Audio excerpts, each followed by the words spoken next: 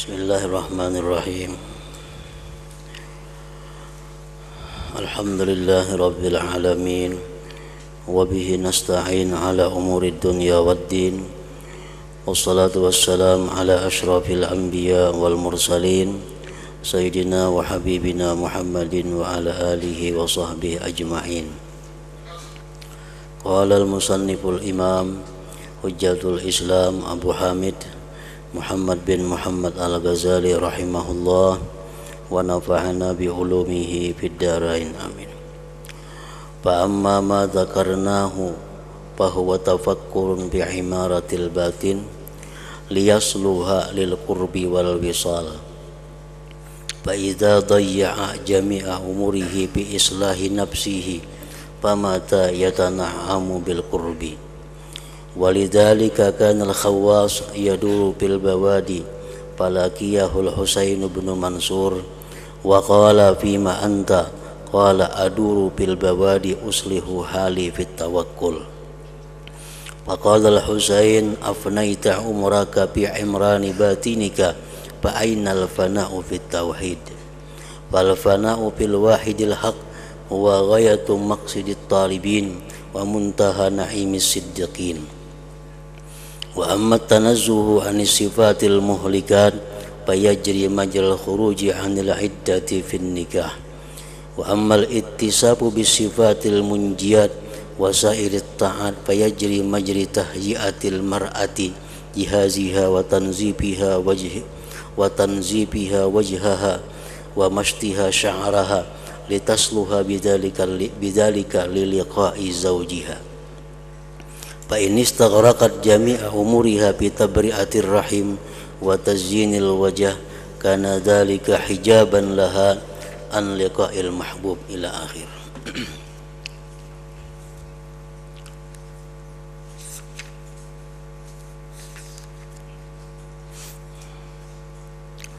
Makna daripada kalamul Imam Hujjatul Islam Al-Ghazali rahimahullah. Maka adapun apa yang telah kami sebutkan, maka itu adalah tafakkur tentang pembangunan batin agar ia patut untuk berdekatan dan menyambung hubungan dengan Allah Subhanahu wa ta'ala. Apa yang telah dijelaskan oleh pengarang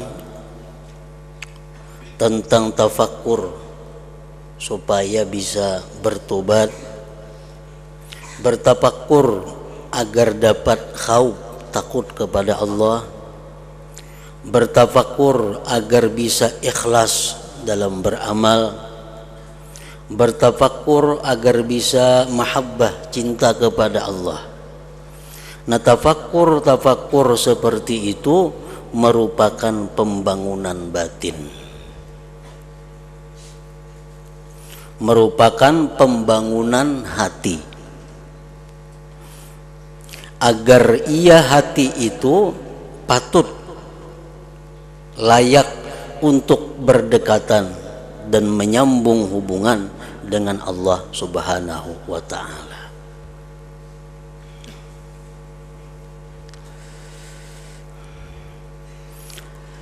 Maka apabila menyia-nyiakan semua umurnya untuk memperbaiki dirinya, maka kapan ia merasa nikmat, merasa lezat dengan berdekatan dengan Allah Subhanahu wa ta'ala?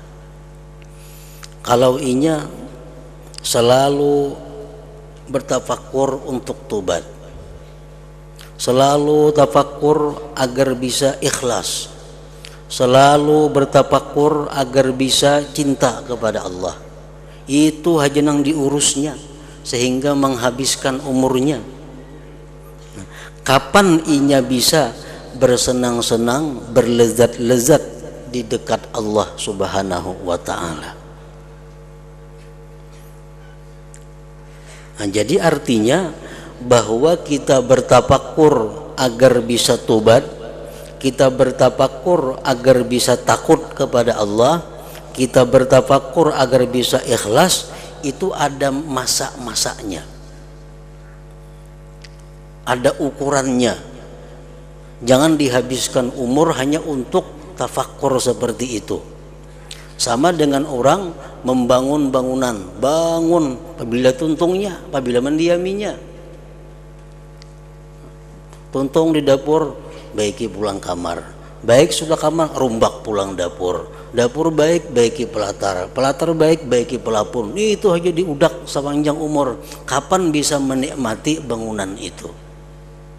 Nah, seperti itu juga orang-orang yang menghabiskan umurnya hanya untuk tafakur agar bisa takut kepada Allah. Itu aja diurusnya. Nah, apabila inya sampai agar bisa mendapatkan kelezatan dengan Allah Subhanahu wa ta'ala itu.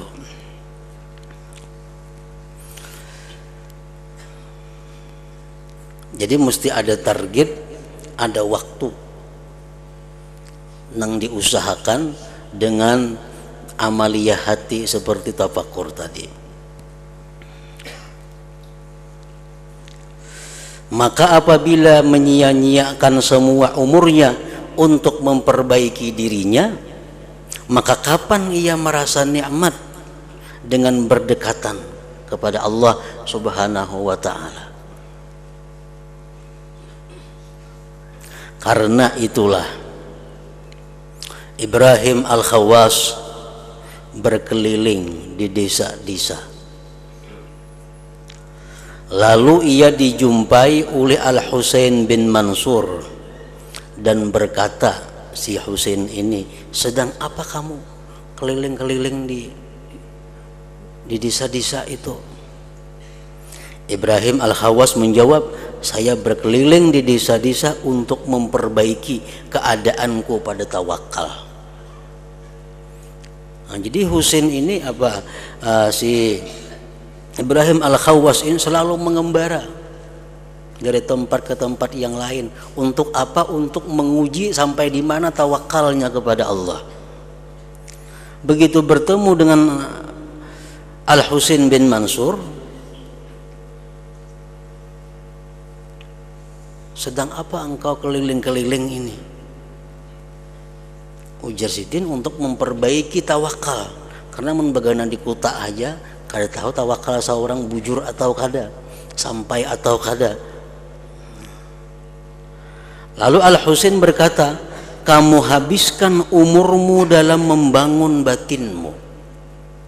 Ikam habiskan umur untuk mengurus batin, untuk mengurus hati. Maka di manakah menghabiskan umurmu pada fana dalam tauhid? Ada tertinggal tuh. Maka di manakah menghabiskan umur pada fana dalam tauhid? Artinya kalau ikam macam ini hanya keliling-keliling untuk menguji tawakal ikam, apabila ikam dapat rasanya kayak orang yang fana dalam tauhid. Padahal fana dalam tauhid itu merupakan sesuatu tujuan puncak dari seseorang yang ingin mengenal Allah Subhanahu wa ta'ala. Maka fana pada yang maha esa lagi maha benar adalah puncak tujuan orang-orang yang menuntut dan akhir kenikmatan orang-orang yang siddiq.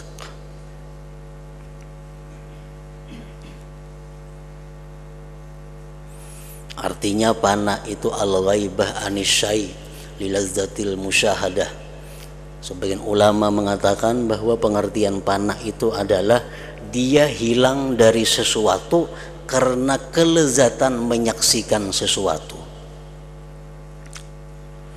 Orang tuh kenyamanan merasakan sesuatu sehingganya kadang merasa lagi sesuatu yang lainnya selain sesuatu yang dirasakannya itu. Nah, ini yang dimaksud adalah inya tauhid.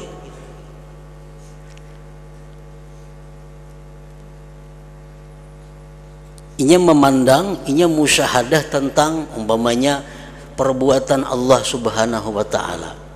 Begitu nikmatnya, begitu indahnya, begitu lezatnya dia memandang tentang perbuatan Allah Subhanahu wa taala, sehingga dari yang lain-lainnya inya kada merasakan lagi keberadaannya. Yang dia saksikan, yang dia lihat hanya adalah perbuatan dari Allah Subhanahu wa taala. Nah, itu ngarannya adalah fana fit tauhid atau fana fil af'al. Nah, seperti itulah tujuan akhir daripada perjalanan seseorang yang ingin ma'rifat kepada Allah Subhanahu wa taala.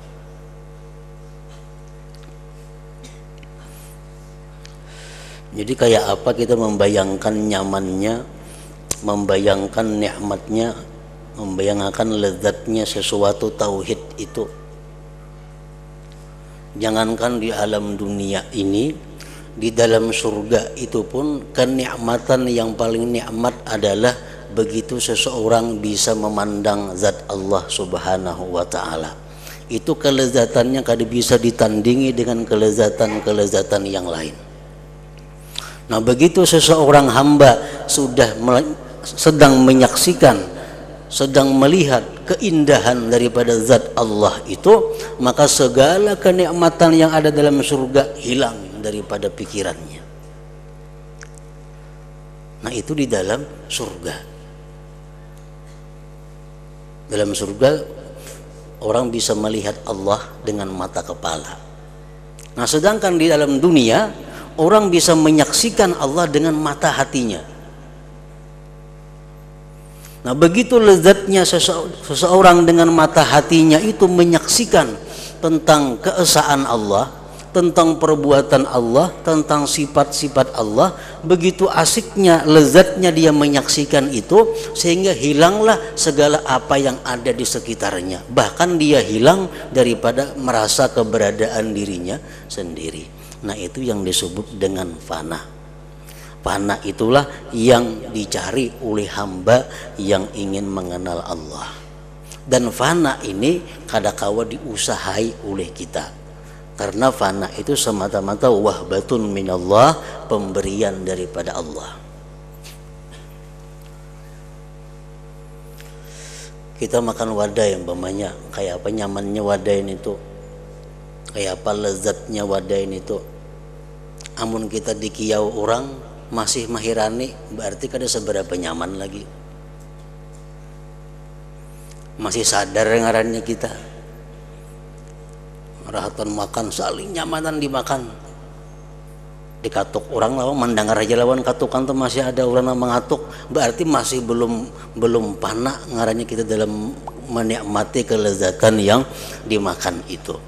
Nah, orang-orang yang sudah diberi Allah bagaimana lezatnya, bagaimana nikmatnya fana dalam tauhid itu, dia kadang merasakan lagi, kadang menghiraukan lagi, kadang mendengarkan lagi selain Allah Subhanahu wa taala.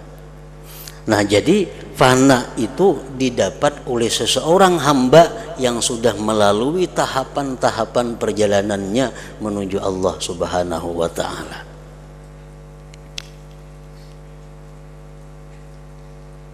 Maka fana pada yang maha esa lagi maha benar adalah puncak tujuan orang-orang yang menuntut dan akhir kenikmatan orang yang siddiq. Kawalah kita supaya fana, kita misalnya adakah ilmunya supaya fana? Kada ada. Fana itu semata-mata anugerah Allah kepada orang-orang yang dicintainya. Kalau macam tobat itu kawa kita usahai, syukur kawa diusahai, sabar kawa diusahai, dengan pelajaran-pelajaran dan nasihat-nasihat kita bisa sabar. Kalau fana kada kawa, fana kada kawa. Orang tuh pahit liur, orang garing pahit liurnya. Kita beri makani wadah yang nyaman-nyaman, kawalah kita menyamanakan inya supaya nyaman, kada kawa meliurnya pahit. Kayak apa aja nang disuruh lawan inya kada kawa, karena perasaan nyaman itu kada ada pada dirinya. Nah, kayak itu juga macam fana ini kada kawa kita dapati dengan ilmu, tetapi fana ini adalah merupakan satu anugerah Allah Subhanahu wa taala.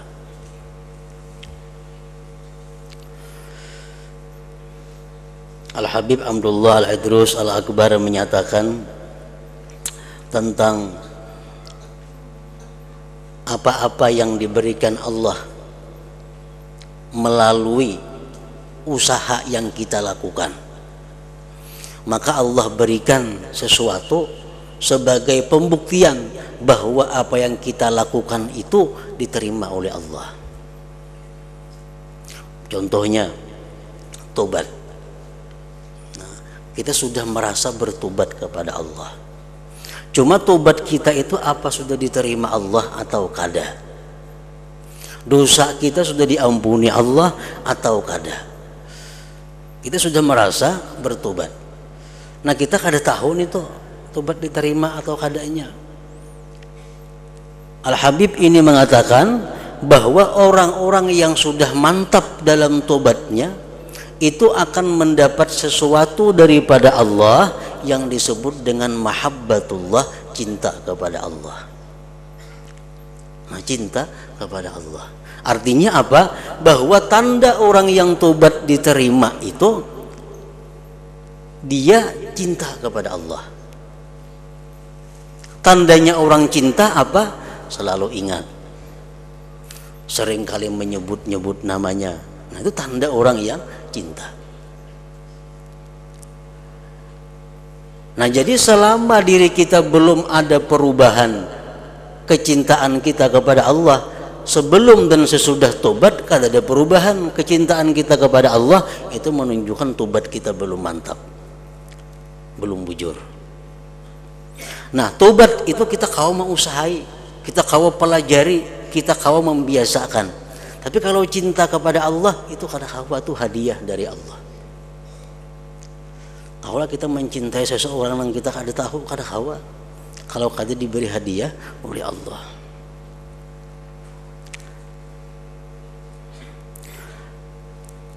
Nah, kemudian ujar beliau mengatakan bahwa termasuk dalam perjalanan seseorang manusia menuju Allah adalah dia wara. Wara ini ada ilmunya. Kayak apa supaya bisa wara? Ada ilmunya dan ada latihannya. Kau diusahai. Nah, apakah sekarang kita ini bujur wara atau kada? Kalau kita bujur-bujur wara, Allah pasti memberi sesuatu yang merupakan bukti kebenaran waraknya kita. Apa buktinya itu? Syauqun ilallah, rindu kepada Allah. Nah, orang yang wara itu kapingin hendak berjumpa dengan Allah. Kada katuju lagi lawan hidup dalam dunia ini, hendak lakas bertemu dengan Allah. Jadi amun orang wara minta panjang umur, ada bujur lagi waranya. Karena bertemu Allah hanya di alam, bukan di alam dunia ini. Nah, wara bisa kita usahai, tapi rindu kepada Allah kada kawa kalau kada diberi oleh Allah Subhanahu wa taala. Yang ketiga contohnya zuhud.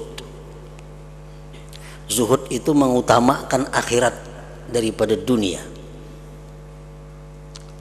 Itu kawa dipelajari, kawa dilatih, kawa diusahakan agar kita zuhud. Nah, cuma apakah sekarang ini kita sudah zuhud atau kada?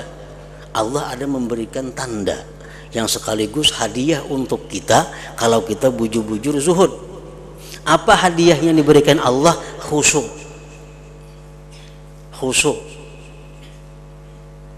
Nah, khusyuk itu anugerah Allah.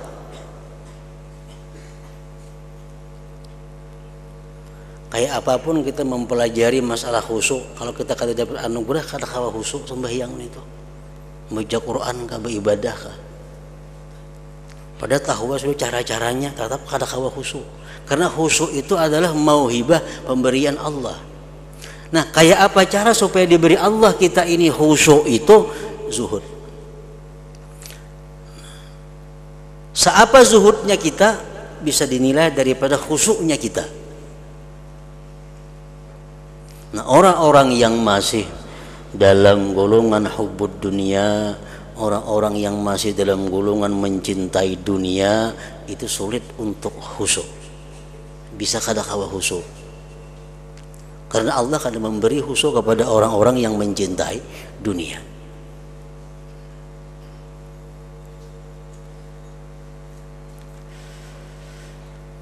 Nah, contoh lain lagi, tawakal kepada Allah. Nah, tawakal ini ada pelajarannya. Tawakal ini ada ilmunya. Tawakal ini bisa dilatih. Nah, pelajari ilmu tawakal, kita latih diri kita untuk bertawakal kepada Allah. Nah, kalau tawakal kita itu sudah bujur, tawakal kita sudah mantap, hanya Allah memberikan sesuatu kepada kita yang disebut al-fana, fana tadi. Nah, jadi artinya orang-orang yang belum merasakan bagaimana tawakal itu kada akan bisa merasakan bagaimana fana dalam tauhid itu.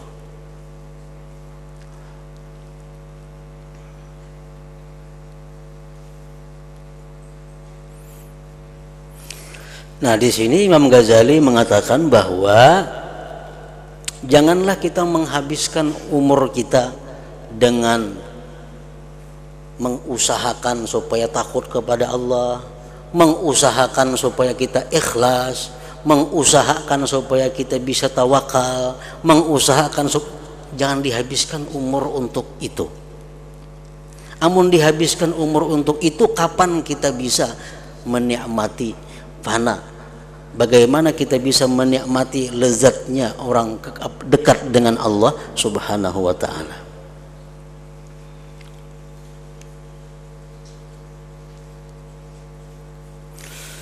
Adapun membersihkan diri dari sifat-sifat yang membinasakan, membersihkan diri dari sifat-sifat yang membinasakan, riya, sombong, dengki, maka itu berlaku seperti berlakunya keluar dari iddah dalam perkawinan.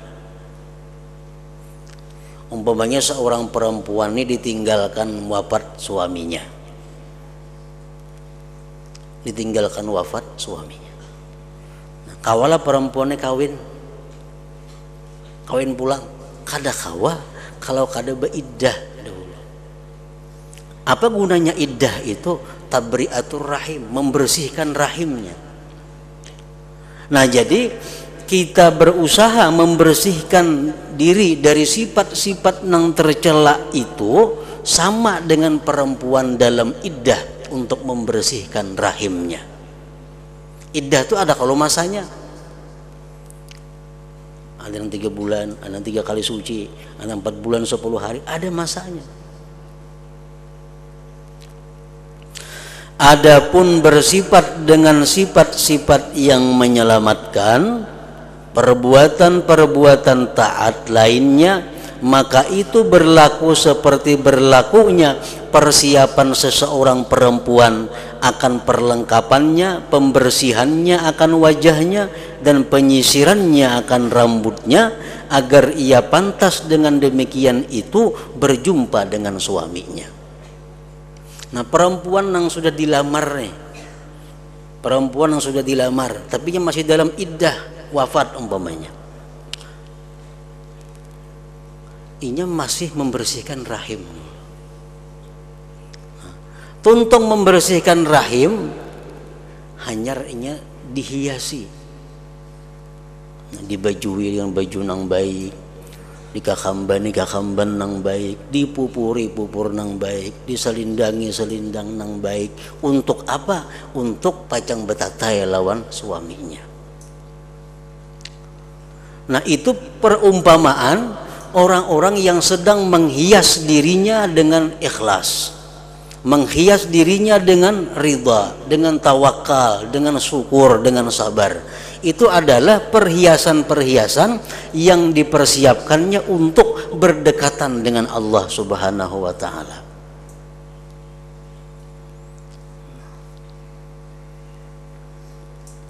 Kalau perempuan itu menghabiskan semua umurnya dalam membersihkan rahim dan menghiasi wajah, maka demikian itu menjadi dinding baginya daripada berjumpa dengan yang dicintai. Nah, amun berhias kada bakal tuntungan apabila betatainya.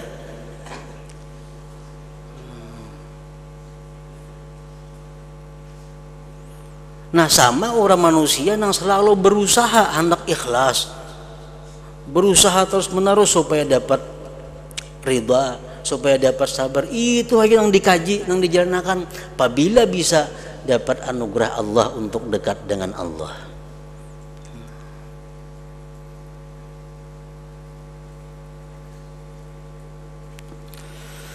Maka begitulah semestinya kamu memahami jalan agama. Itulah jalan agama.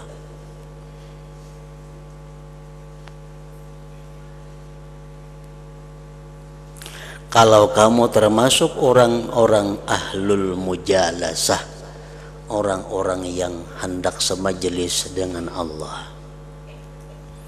Yang macam-macam golongan manusia ini.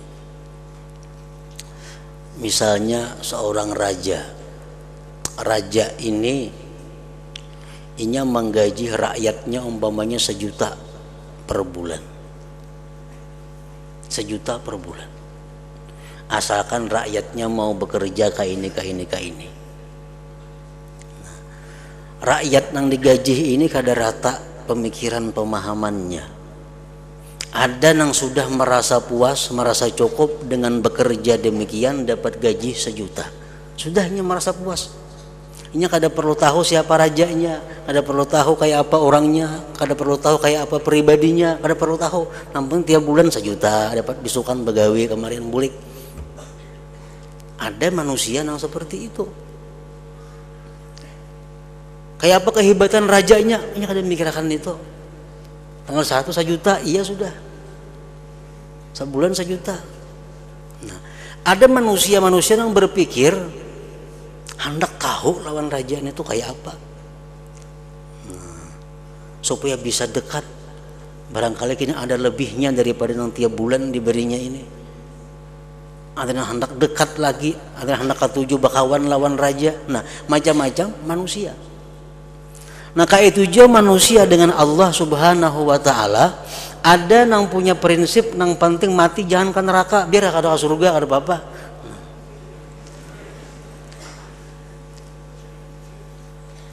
Ada yang berpikir biar mati ke surga, kita bertamuan Tuhan kada jadi masalah, yang penting ke surga.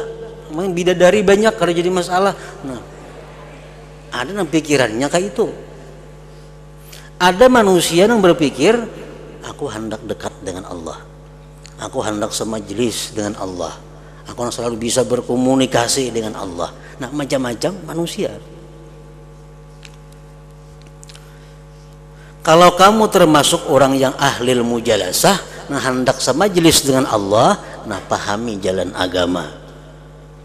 Dan kalau kamu itu seperti hamba yang jahat, yang tidak bergerak kecuali karena takut dari pukulan dan mengharapkan upah, kita hendak jadi nangka itu beribadah karena takutan, beribadah karena mengharap pahala, itu aja pikirannya.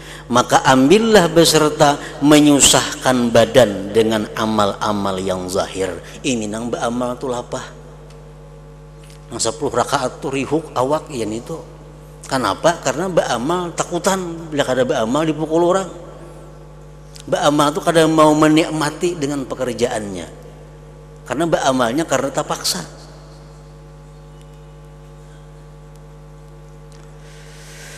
Sesungguhnya di antara kamu dan hati ada dinding yang tebal. Nah, orang ini hatinya terkunci. Bersedekah takutan, kada bersedekah kalau ku bahaya lainnya. Nah, bersedekah.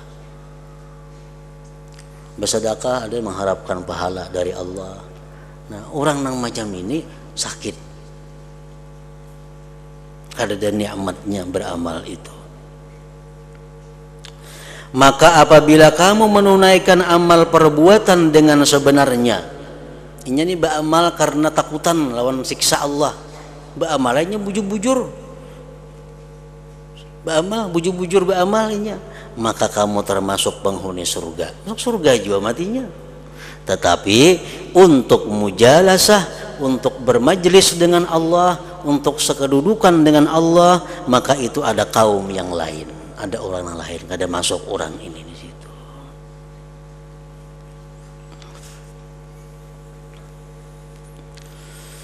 Maka apabila kamu telah mengetahui jalan pikir tentang ilmu-ilmu muamalah yang diantara hamba dan Tuhannya, nah, kita sudah mengetahui ilmu-ilmu muamalah.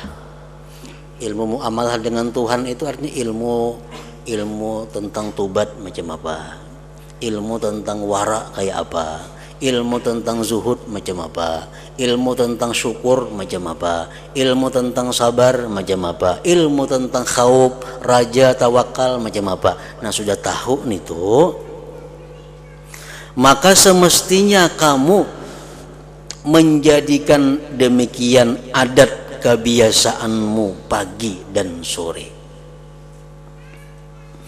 Maka janganlah kamu lalai dari dirimu dan dari sifat-sifatmu yang menjauhkan dari Allah Ta'ala dan keadaan-keadaanmu yang mendekatkan kepada Allah Subhanahu wa Ta'ala. Jangan lalai. Jadi kita mesti tahu apa sifat-sifat yang menjauhkan dari Allah, apa sifat-sifat yang mendekatkan kita kepada Allah.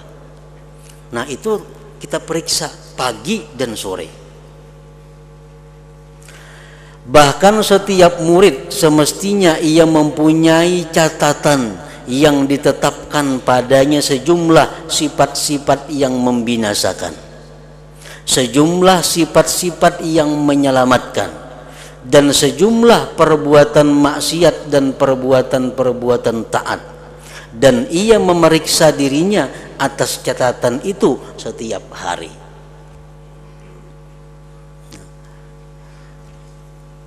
Umpamanya sabar, syukur, kita periksa.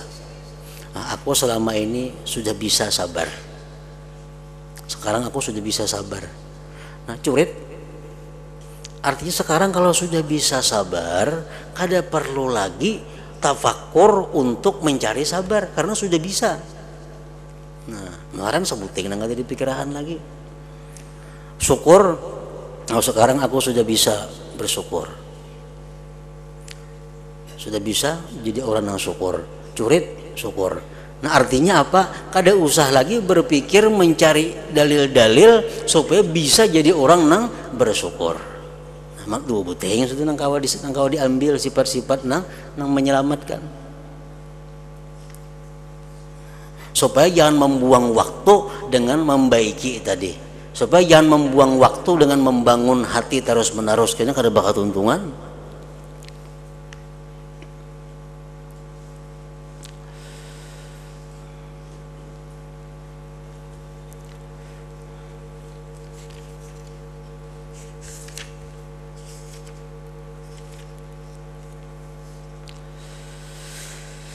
Dan mencukupi baginya dari sifat-sifat yang membinasakan, memikirkan pada 10 perkara, 10 sifat.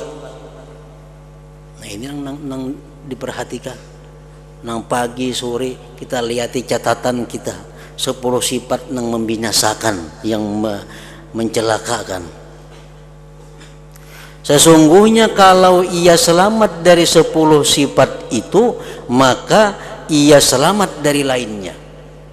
Yang 10 ini induknya, induk segala sifat maksiat, induk segala sifat tercela, yaitu kikir, sombong, ujub, ria, hasad, sangat marah, rakus kepada makanan, rakus kepada bersetubuh, cinta harta, dan cinta kedudukan. Itu yang diperiksa setiap pagi dan sore.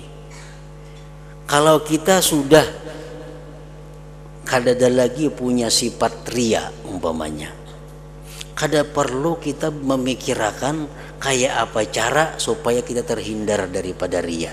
Kada perlu membuang-buang waktu. Kalau kita bukan tergolong orang yang kikir, kita kada tergolong orang kikir, kada perlu kita memikirkan mencari ilmu kayak apa caranya supaya sifat kikir itu hilang. Kada perlu, karena sudah selamat daripada sifat kikir itu. Nah, 10 sifat yang jahat ini kalau kita bisa mengatasinya, maka itu bisa menghilangkan seluruh sifat-sifat yang tercela. Karena setiap satu dari antara 10 sifat yang ini beranak pinak. Kikir contohnya, bakhil. Bakhil ini bisa memakan hak orang. Ini kada mau keluar ampunnya. Duit ada ya, cuma kada mau keluar, mintaan orang. Nah, memakan ampun orang. Karena bakhil, karena kikir, inya kada ikhlas dalam bersedekah. Riya. Karena bakhil, inya kada bujur dalam berzakat. Nah, jadi kalau orang itu selamat daripada bakhil kikir ini, banyak sifat-sifat buruk yang hilang. Jangankan inya memberi orang, jangankan bersedekah sunat, inya melaksanakan yang wajib berzakat saja mun kawa diakalinya kayak apa? Supaya manfaatnya tabulik ke seorang. Itu kada sah zakatnya. Nah, zakat nah besuakan motor kula kada boleh nih tuh beri zakat tapi besuakan motor orang disuruh. Nah, zakat sapuyakan rumah kada kawa. Nah, zakat kajiakan Quran sahatam kada kawa. Zakat ini hak orang yang ada pada diri kita. Jadi zakat itu harta orang yang ada di rumah kita, jangan merasa ampun seorang. Nang orang kada bujur bejakat ini merasa zakat tuh duit seorang, padahal tuh duit orang nang mesti diserahkan kepada nang berhak. Nah, kenapa demikian terjadi? Karena kikir. Kenapa seseorang itu kikir? Karena merasa nang mendapat duit itu usahanya seorang, kada berian Allah. Tuhuk mencari titik paluh jar nyata oleh duit lalu kikirnya, kada merasa bahwa tenaga yang diberi itu berian Allah, rezeki dari Allah, seorang ini hanya jalannya aja. Nah, karena merasa usaha ini seorang, nang lapah gerak-gerik ini ampun seorang, timbul si kikir ini. Nah, selamat dari kikir, banyak selamat dari nang sifat buruk lainnya. Nang bajakat mestinya bulan Muharram, ditunda ke bulan Mulut. Yang makanya duitnya pas Mulut jadi gunakan. Nah, daripada kikirnya orang ini nih, Mulut duit zakat, nah apa? Mana menunda zakat ke bulan Mulut daripada kulirnya keluar duit. Padahal zakat tuh ampun orang. Ada yang macam itu. Betakon boleh lah, ada yang boleh bang macam itu. Nah,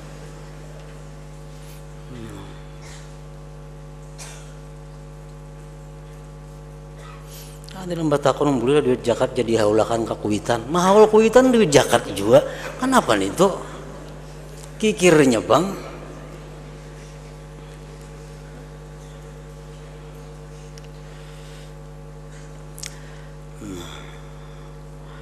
Dan daripada sifat-sifat yang menyelamatkan ada 10, yaitu penyesalan atas dosa-dosa, sabar atas bencana, ridha dengan qada, bersyukur atas segala nikmat, sikap tengah antara takut dan harap, zuhud pada dunia, ikhlas dalam amal perbuatan, bagus budi pekerti terhadap makhluk, mencintai Allah Ta'ala dan khusyuk kepadanya. Nah 10 sifat yang menyelamatkan itu kita catat. Nah mana kita belum kawa, belum bisa mendapatkannya, tafakur, cari dalilnya, cari ilmunya, kayak apa caranya supaya bisa jadi orang nang ridha, jadi orang nang sabar.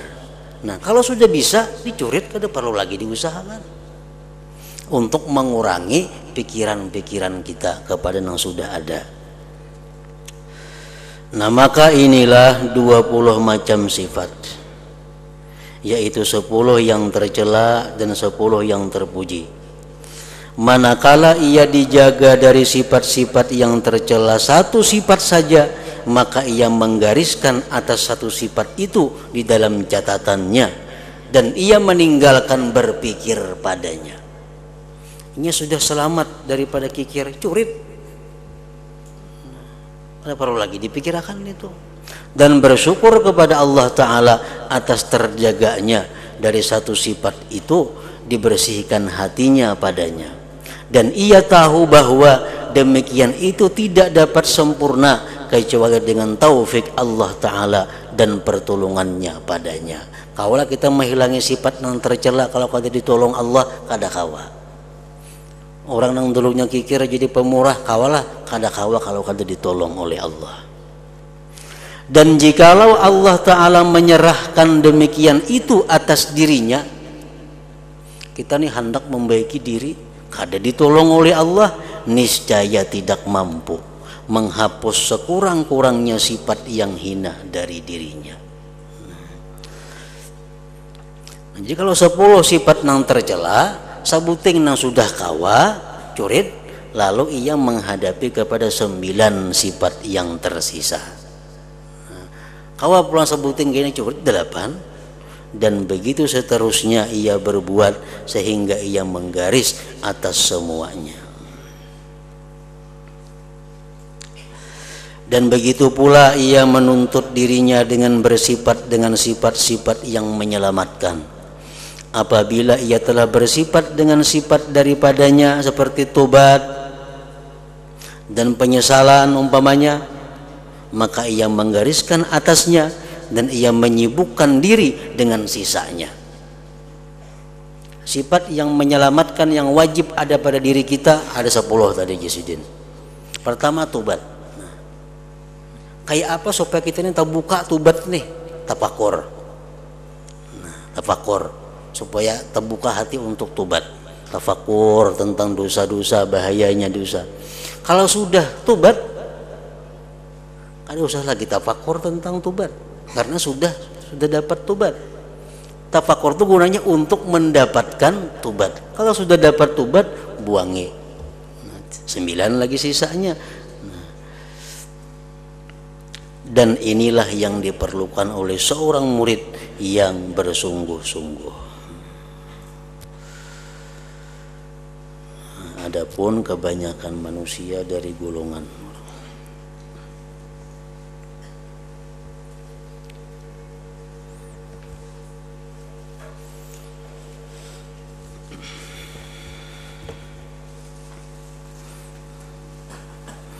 afdal dzikri fa'lam annahu la ilaha illallah Muhammadur Rasulullah, la ilaha illallah Muhammadur Rasulullah, la ilaha illallah Muhammadur Rasulullah, la ilaha illallah, la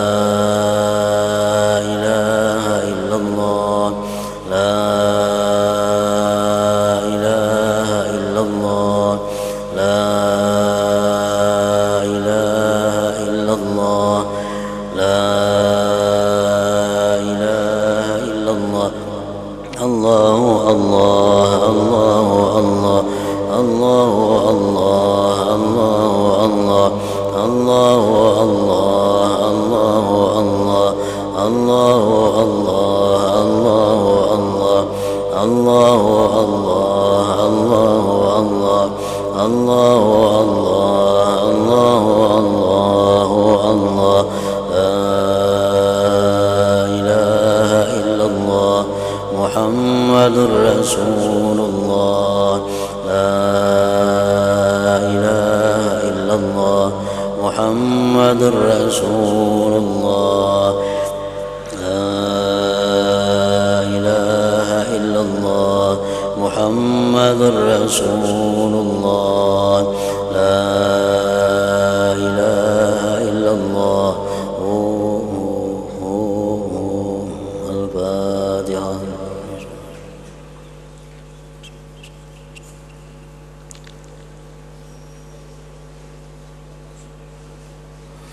فيا أيها الراجون منه شفاعة صلوا عليه وسلموا تسليما اللهم صل وسلم